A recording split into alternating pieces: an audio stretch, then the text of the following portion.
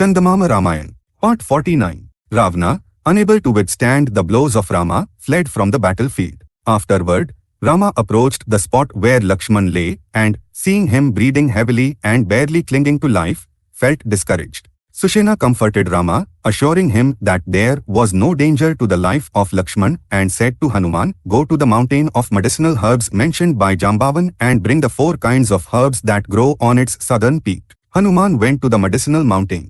However, he could not identify those specific herbs. Therefore, he thought of carrying the entire peak, reasoning that the medicine required for Lakshman would surely be somewhere upon it. He shook the peak thrice, uprooted it, carried it to the battlefield, and said to Sushena, "As I could not recognize the herbs you described, I have uprooted and brought the entire peak." Sushena uprooted the required herb, crushed it, and squeezed its juice into the nostrils of Lakshman. As soon as he inhaled that fragrance, Lakshman sat up. Rama embraced his younger brother and, shedding tears of joy, said, "Lakshman, by my good fortune, you have returned to life from death. Had you been lost, what use would Sita be to me? What purpose would victory in war serve?" Hearing this, Lakshman said, "Why do you speak thus like a weak man? Must you not keep the word given to crown Vibhishan after slaying Ravana? Do not feel dejected or despair for my sake, slay Ravana in battle." As soon as Lakshman spoke thus, Rama became firm of mind and took up his bow. In the meantime, Ravana also arrived, mounted on another chariot and prepared for war. Rama on the ground and Ravana in his chariot commenced the battle. At that moment, Matli, the charioteer of Indra, came from the celestial world with a divine chariot, armor, bow, arrows, and power to the place where Rama stood and said, "Rama, Indra has sent all these for you. Mount this chariot and slay Ravana." Rama performed circumambulations and offered salutations to that chariot and then mounted it. Both of them discharged great weapons at each other. The weapons of one neutralized the weapons of the other. For some time, Ravana fought most fiercely and made it difficult for Rama even to move. When he discharged a trident equal to the thunderbolt at Rama, Rama, unable to stop it with his arrows, discharged the power sent by Indra and destroyed that trident. Thereafter, as Rama fought with great vigor, Ravana fell into a state where he could not even defend himself. Seeing this, the charioteer of Ravana began to drive the chariot away from the battlefield. Ravana became angry with his charioteer. He said to his charioteer, "O wicked-minded one, am I a coward, an incompetent one without weapons, or one without strategy? What were you thinking, driving the chariot away from the battlefield as you pleased? You have destroyed my reputation.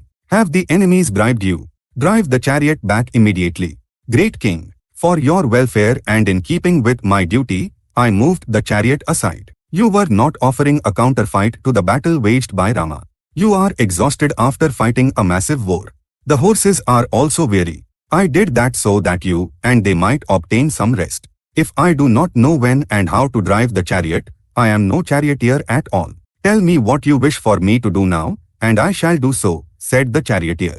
Ravana softened, praised his charioteer slightly, and said, "Take the chariot before Rama." Within a short time, the chariot of Ravana returned and stood before Rama.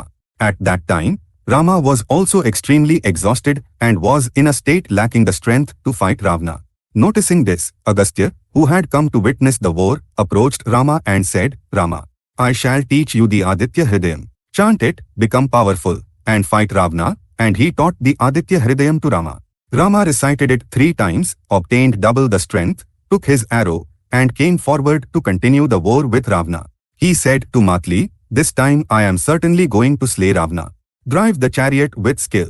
There is no need to tell anything special to you, the charioteer of Indra. I am merely reminding you not to be even slightly inattentive." Matli drove the chariot toward Ravana such that the dust raised by his chariot surrounded Ravana. Ravana became furious and cast arrows upon Rama. Rama took the bow and arrows sent by Indra and commenced the war with Ravana. The Rama-Ravana war proceeded so intensely that the warriors of both sides stopped fighting and began to watch that duel. Both displayed their prowess fully and fought as if it were their final struggle. While Rama and Ravana were thus engaged in a most terrifying war, the head of Ravana was severed by an extremely sharp arrow discharged by Rama and fell upon the earth. But at that very moment, another head sprouted for Ravana. Rama cut that off as well. Before it could fall down, another head appeared for Ravana. In this manner, Even after severing the heads of Ravana 101 times, Rama could do nothing to him. Rama did not understand why all his infallible arrows were proving futile against Ravana. In that manner, those two, Rama and Ravana, continued the struggle for 7 nights and 7 days without a moment of rest. Seeing this, Matli said to Rama, "Why are you delaying instead of slaying him? Discharge the Brahmastra upon him." As soon as Matli said that, Rama took out an arrow resembling a great serpent. Brahma had once created that glowing arrow for the sake of Indra. It was very heavy, feathered, extremely hard like a diamond, and capable of piercing other weapons. Rama aimed that arrow, consecrated it with mantras, and discharged it upon Ravana. It pierced the chest of Ravana and came out through his back. Ravana dropped the bow and arrows held in his hands and, having lost his life, fell from the chariot onto the ground. Seeing that, the surviving demons began to flee.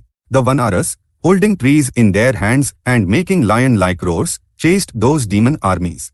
As soon as Ravana died, celestial drums sounded, and a rain of flowers fell.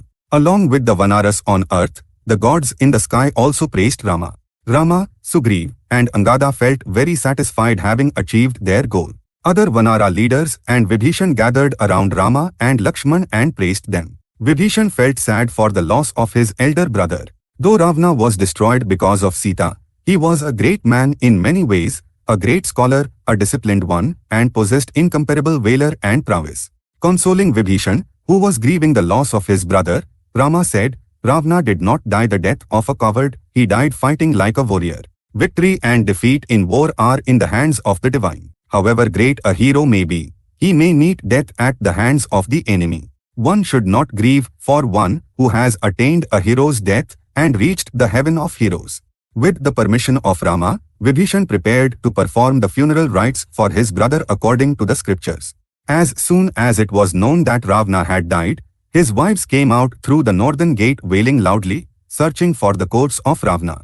After seeing his body, they fell upon it and wept as if their hearts would break.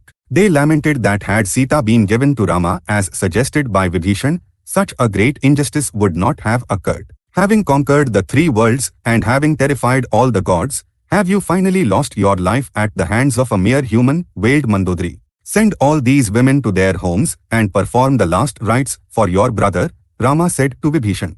Vibhishan raised a doubt of righteousness as to whether it would be appropriate for him to perform the sacraments for his brother, who was wicked and corrupt. Upon Rama saying that it would indeed be appropriate, he prepared for it. Brahmans arranged a pyre with sandalwood pieces and spread a rug over it. They decorated the coats of Ravana and laid it upon the pyre.